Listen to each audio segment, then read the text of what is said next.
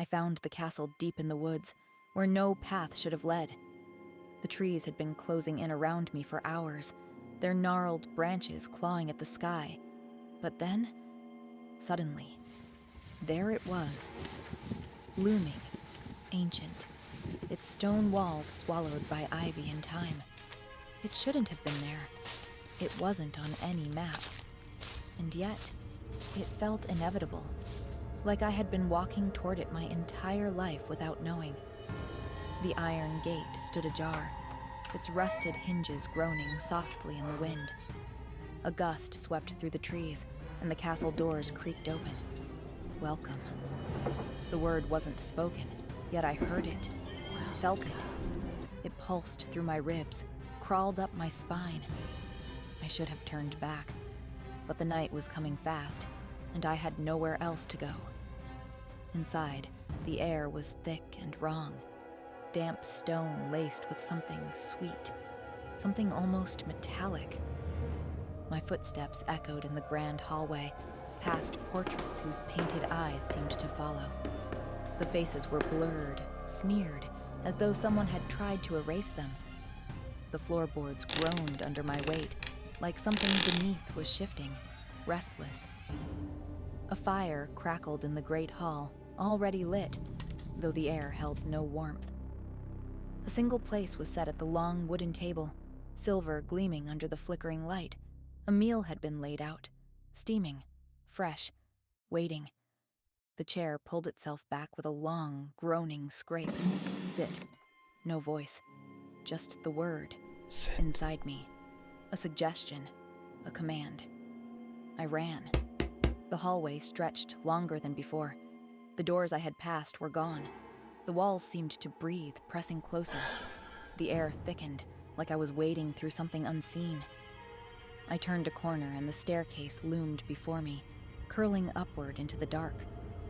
Something moved above. A shadow shifting along the banister. Not a person, not an animal. Something wrong. It knew I was there. My breath hitched as I forced myself up the stairs. The higher I climbed, the colder it became. My fingers trailed along the stone railing, slick with moisture. Or was it something else?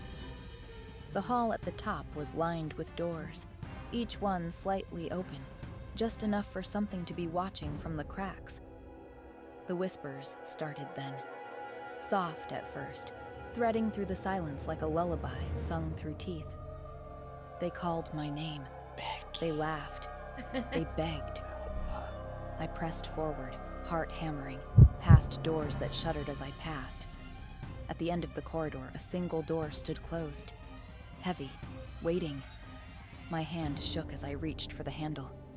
Ice seeped into my skin. The door swung open. Inside, candlelight flickered over a vast chamber, its ceiling lost to darkness. And there, standing by the window, was a figure. Tall. Still. Dressed in black that melted into the shadows. Its back was to me, yet I knew it was aware. Aware that I had come. Aware that I had been led. My pulse pounded in my ears as I took a step back. The door slammed shut.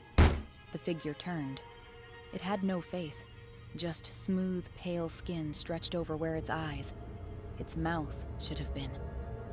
And yet, I heard it. Inside my bones.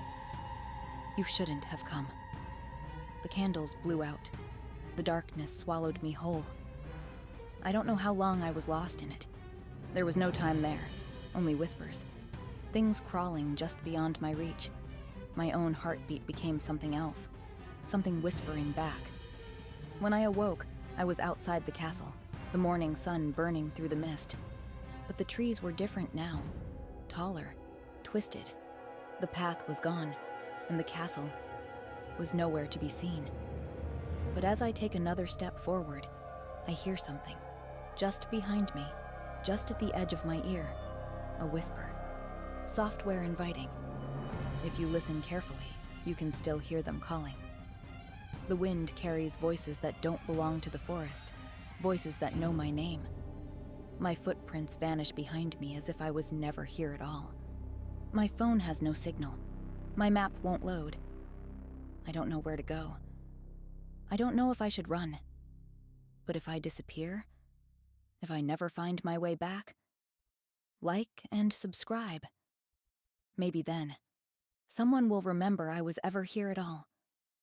Maybe then my voice won't be lost among the whispers forever.